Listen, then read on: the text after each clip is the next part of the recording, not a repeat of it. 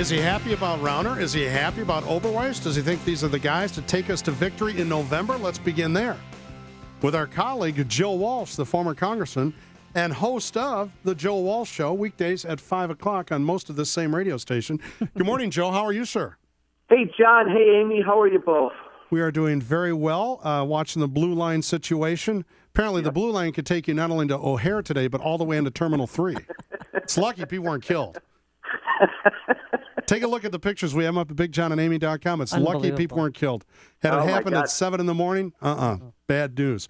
Wow, yeah. So, Congressman, what do you think? Are you happy with Bruce Rauner taking the nomination? Yes, I think it presents a stark choice for the state of Illinois. Just under every 9 minutes, John and Amy, somebody leaves Illinois permanently.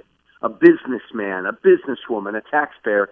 Somebody leaves every 9 minutes permanently. That's faster than out of any other state in this country. People in this sorry, stupid, I love it state are going to have to make a decision this November. And the contrast between Rauner and Quinn is going to be really stark. And if you want to keep voting for Pat, Quinn, and this kind of stuff, people are going to keep leaving Illinois.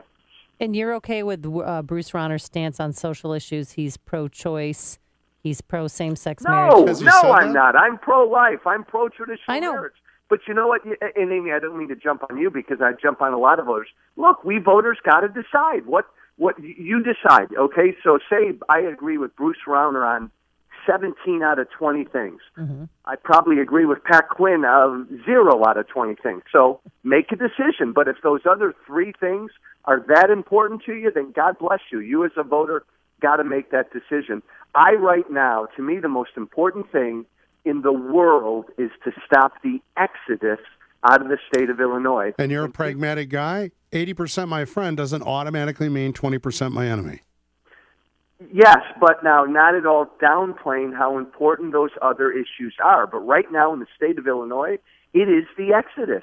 People are leaving because of high unemployment, high taxes, everything the Democrats and Quinn have done. That's got to be stopped. I sure did like the young man who was running to get the nomination for Republican Senate. Doug Truex. Yeah, Truex. Yeah. As a former Ranger and a guy who's steeped in the health care business, I thought he would have been a great contrast to Dick Durbin, and Mr. Oberweis took that rather handily. In spite of a trip to Florida a week before the primary. Yeah, again, the way I looked at that race, and Doug Truex is a great young man who I hope stays in the game and decides to run again. Oberweis is a conservative. They were both conservatives.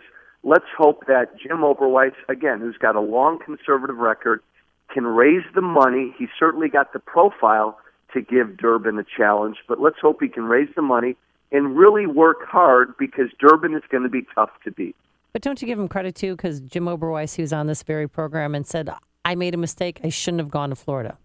I absolutely agree. But I got to be honest, Amy, what would compel you to make that mistake to begin with? But no, he came clean.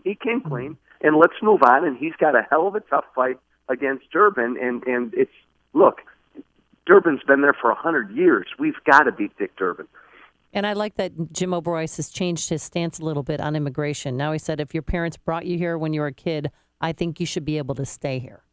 Again, I disagree with him on that stance, but clearly he's running statewide, and so he's trying to appeal to a broader audience, and so he'll evolve on a few issues.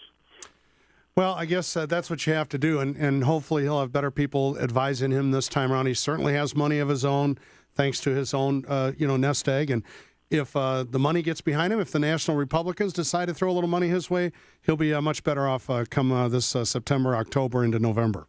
Well, Republicans, John and Amy, I think right now they're the betting favorite to take the United States Senate. We're competitive in about 12 or 13 states.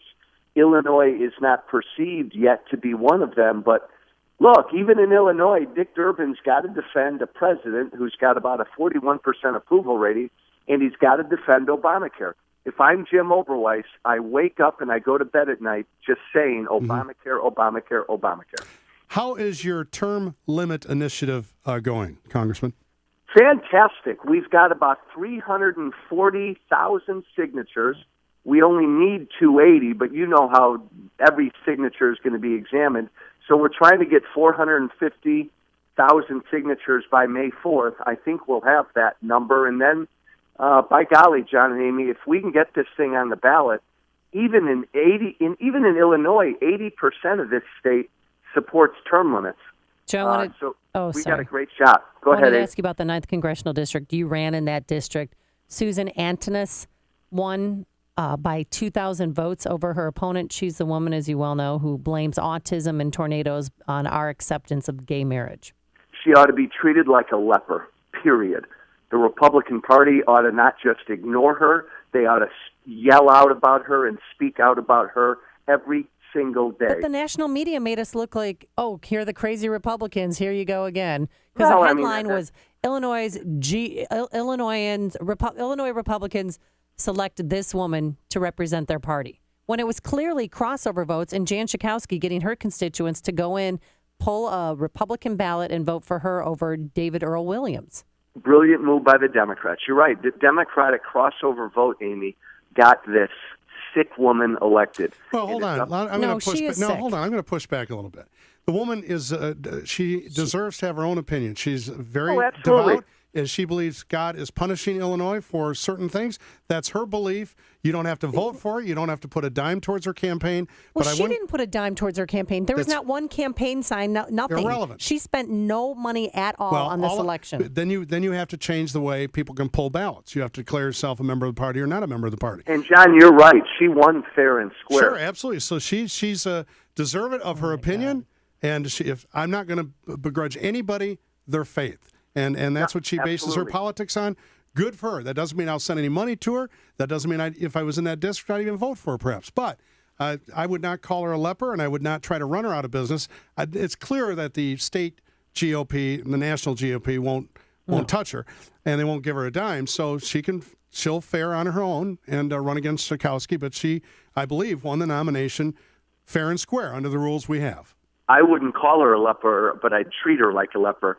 Politically, the Republican Party, John, ought to put up somebody else to run as an independent. Yeah, I heard them say that. They want to slate somebody else. They have to make a strong stand against what her beliefs are. Joe, we'll leave it there for this morning, but thank you. We'll be listening at 5 o'clock this afternoon. We have, apparently there's going to be some movement, some new information coming our way in 15 or 20 minutes regarding Flight 370, so you'll be on that this afternoon as well. Great. Thanks, guys. Take care. Thanks, Joe Joe Walsh, 5 o'clock this afternoon, joining us here on our Turnkey.pro answer line.